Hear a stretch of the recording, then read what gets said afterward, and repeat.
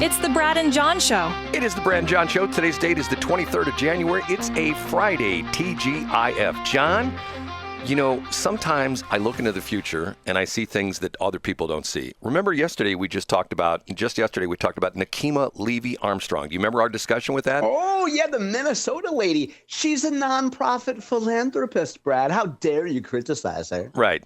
She runs a not-for-profit, and every year she takes more in salary than they give away in benefits, which is sort of interesting. Okay, did you hear the news yesterday after we got off the air? I did not. They arrested her. No way. Okay. And was it for fraud, I'm guessing? No. She was one of the people that invaded the church. Oh, I see. Oh, wow. Now, is she in the same cell as Don Lemon? Well, the interesting thing about it was that apparently after this happened on Sunday, and I believe at one point in time, Don Lemon, who was in the church, actually interviewed her.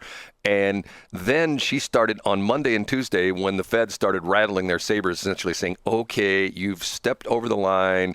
And they started throwing the FACE Act and the Ku Klux Klan Act. And we talked about this, I think, on Monday or Tuesday to the point where, and I had actually somebody text me and say, are you making up the Ku Klux Klan Act? And I go, no, that is an actual federal act, just like the FACE Act. The FACE Act was primarily put into place to keep the anti-abortion protesters away from the people trying to get abortions at abortion clinics. But there's another paragraph, I think it's like Section 2 or something like that in that law, that also has to do with places of worship.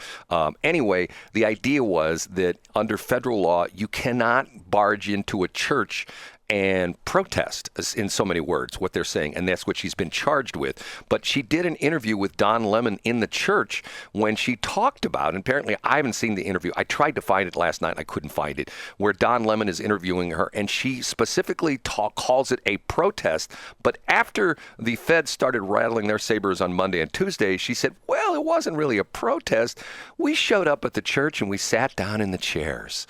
And that's apparently not what happened according to the videos, because if you see some of the videos, it's chaos in the church. They're yelling and screaming and jumping up and down. And of course they are. And it is a protest. So what you're saying is she realized that her word choice could get her in trouble. Yes. And essentially she sort of admitted that she violated the law. That, I mean, apparently she didn't realize, or maybe she did. I don't know. The whole thing's ridiculous.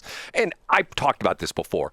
I am very wary of not-for-profits. Matter of fact, you have not looked at the Westplex Chamber of Commerce since the beginning of the year, because now I have 3 choices. There's no longer a free membership. There's the $99 membership, and it specifically says not available to not-for-profits, NGOs, or government organizations. There's the $199 membership, which also states not available for not-for-profit and government organizations and charities and things like that. And there's the third choice, which is the not-for-profit NGO government entity, which is $399. And already somebody's saying, hold on a minute, why is the not-for-profit one 4 times as expensive as the base membership? Because I say right on my website, that's who has all the money, the not-for-profits. That's true, Brad. It's just monopoly money to them. It's not their money. Right. Yeah.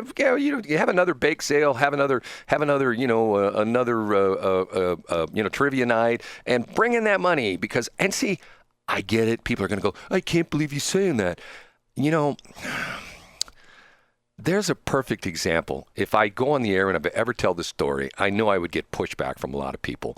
But I've told this story before of me as a young disc jockey working the Sunday morning shift, coming in at 9 noon, and I would come in early and sit in the studio with Pastor Ron Simmons, the Abundant Life Church. He's no longer the Abundant Life Church there. It's that church on 270 on the west side as you go south on 270, coming up to Manchester. It's north of the J.J. Kelly overpass, which nobody knows where it's at. And Ron, one day, I told the story, John, I won't give the whole thing, but there was a church. Can everybody, if you're following along, get your pen and your paper and write down the 3 letters GGG. Brad's going to explain it to you. There was a church on 270, which is now 270 north of Dorset, which is now the Dorset Community Center. Actually, the original church is gone. It started out in a machine shed. A preacher, a very charismatic preacher, started a congregation there in a machine shed. He bought some farm property adjacent to 270, and he called it the sheep shed. And it became very successful. And it got to the point where it grew and it grew and it grew and it grew and it grew. And then all of a sudden, one day, it just collapsed. So I go in one Sunday morning and talk to Pastor Ron. I said, Pastor Ron, tell me what's going on with the sheep shed. And he looks at me and he says, Brad, He sits back in his chair. I can still see him sitting in the studio. He's on the air, and he's doing this while there's a song playing on radio. He says, Brad, when I went to divinity school, we had an ethics class, and our professor taught us about the 3 Gs. He said, when you go out in the world and you get your own congregation or you take over a church, you got to watch out for the 3 Gs. The first G is glory. When you get in front of that congregation, you're at the pulpit and your words start to resonate, and the people are in the pews and they're leaning forward and they're singing, they're sitting on every single word that you say. You get that feeling that, wow, you are preaching the glory of God. You get that glory feeling. And then what happens is, as the collection plates are passed around, every week the collection plates get bigger and bigger and bigger. And then if you really get to the point where you're making some serious money, you get the second G, which is gold. And then what happens? The women in the congregation, some of those women get attracted to you because you've got the message and you've got the money, and now you've got the gals, and the gals come after you, and you have to resist those gals. But some priests don't. No, some pastors don't. And that's the 3 Gs that'll kill you. I'm telling you, I see that.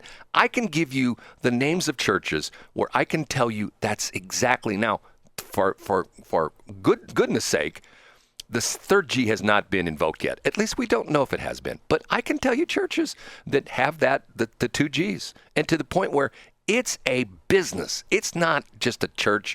It's a business. It's like. And so, Brad, and the alternate to that is that if you run a big church that has a lot of light bills and music bills, and you have a Nickelback knockoff play on stage every week, is the alternative to not think of it as a business? Is it just pass the hat and hope a little money comes in? John, it gets me. This is the problem that I have with this. Okay, I was brought up in an atmosphere of business where I worked in the restaurant business, and I worked in a restaurant that was open from 6 o'clock in the morning till 2 o'clock in the morning, was only closed for 4 hours. Then I became a police dispatcher where we worked 24 hours a day, 7 days a week. And then I get in the radio business where we work 24 hours a day, 7 days a week. And okay? You're a hard worker and churches are not, is what you're getting at. Well, it's to the point where it's sort of like the complaint I have about with stadiums is that their potential usefulness is like diminished to like what? Is limited, right? Because 12. there's only 8 NFL home games a week. There's only 81 home Cardinal games a year. You go by the churches during the week on a Tuesday afternoon, 3 o'clock, parking lot's empty, okay? And and probably one night a week, they're hosting an AA meeting. They're hosting Knights of Columbus small group meeting. They're hosting all these things that you don't see because you're not a member of the church. Well, but a lot of them have Wednesday worship as well, too. And so what annoys you about that is what, Brad? Parishioners choose to give their money at a worship service or using a QR code, and you don't like that because why? Well, John, I'm not going to say what I personally think. I'm going to bring in a very learned person who will tell you. Oh, I know who it is. Exactly what he thinks. Kabuki! Kabuki! Kabuki! Yes, it's Kabuki. And on Friday night at the Chase Park Plaza, he's going to put Ric Flair down for a count of 1, 2, 3, and he's going to point to that QR code on the screen, and he's going to say, if you believe in me, Harley Race, and you believe that Jesus Christ is our Lord and Savior, scan that QR code. You don't have to give right now, but when you get back home from service, give a little bit of money. I will never forget when I first met Shelley Barr. Once she started doing some sales work for me, she mentioned that one of her friends goes to one of the prosperity churches. And I said to her, I go, what's a prosperity church? And she looked at me like I had 3 heads. She goes, you don't know what a prosperity church is? I go, no, I don't. And she says, it's a church that preaches prosperity. It teaches that if you go out and do these things and you're a good God-fearing person, you're going to make money and you're going to be prosperous. You're going to have a nice house, nice car. Your kid's going to have nice clothes. You're going to send them to a nice... And Shelley is, I'm sorry to interrupt, but Shelley is the reason why back when you used to spend time on the show promoting God Squad, on the God Squad promos, they would talk about music to help you lead a productive, prosperous life. Brad, if I could ask you a programming question, why don't you play God Squad commercials anymore on your radio stations?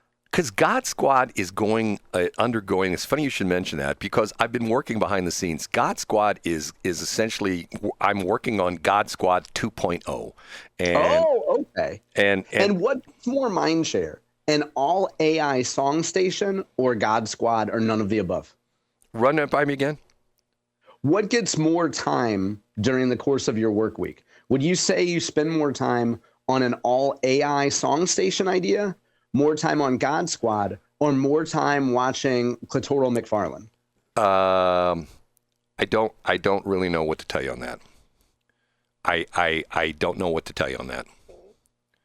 Okay, well, I'm going to call the prayer line and I'm going to ask them to maybe give you an answer. Okay. And by the way, the prayer line is, well, not the prayer line, but the 557 I'm sorry line. That's the line you're talking about. That's what I meant. Yeah, sorry. 557 I'm sorry, where you can essentially say, I'm sorry, I didn't do that right. So whatever the deal is. Okay, 557 I'm sorry. And by the way, if you would like to comment on our show, we have the Westplex line, which is 956 Westplex. You can text on that line or you can leave an audio comment, 956 Westplex. That's 956-937-8753. 956. And for the last few minutes, Brad, did you have a question about the Washington Missourian? Yes, you're mentioning them quite a bit, and I'm just sort of curious. Is there a reason for that? I mean, like it's to the point where... Yeah, there is. So a couple months ago, you and I talked about John's top 3, and I was giving a lot of stories with a statewide interest, and I was giving a lot of stories that might not be relevant to people in our 4-county broadcast area. And you brought up a good point, Brad, which is that there's probably some value in focusing more in my John's Top 3 on local stories. And the only publications that cover on a weekly basis the immediate area are the Warren County Record, which you've noticed that I've cited more frequently. Right. And also the Washington Missourian, which I've cited more frequently. Occasionally, the Post-Dispatch will cover areas. So to answer your question, Brad, I focused on the Washington Missourian because of the fact that they cover the area so intently, and I want to focus on more local stories. And both of them are under new ownership, obviously. I mean, relatively. Yeah, I mean, the Hoffmans, I'm sorry to interrupt, and then Tim Schmidt bought the Warren County Record how many years ago? 2 or 3 years ago, I think. Yeah, I mean, but the reason, at one point in time, both of them, the Missourian and the Warren County Record, were owned by the Miller family. Yeah, you're exactly right. Yeah, Brad. that owned them for a long time. Okay, John, it's coming to an end of our show. Anything you want to mention before we get out of here? No, but I'm going to email you something fantastic around 1 p.m. today that will be all set for tomorrow. I can't wait. John, have a good day.